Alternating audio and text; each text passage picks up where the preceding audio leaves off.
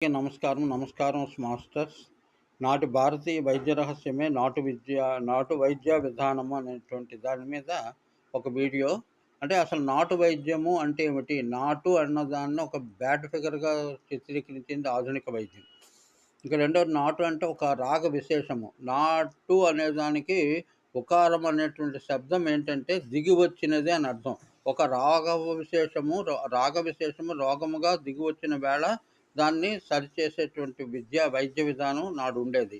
అది ఆ వైద్య విధానాన్ని అనేటువంటి ధాతువుకు సంబంధించి వేదానికి దీనికి అనుసంధానం చేసేవాళ్ళు కొందరు.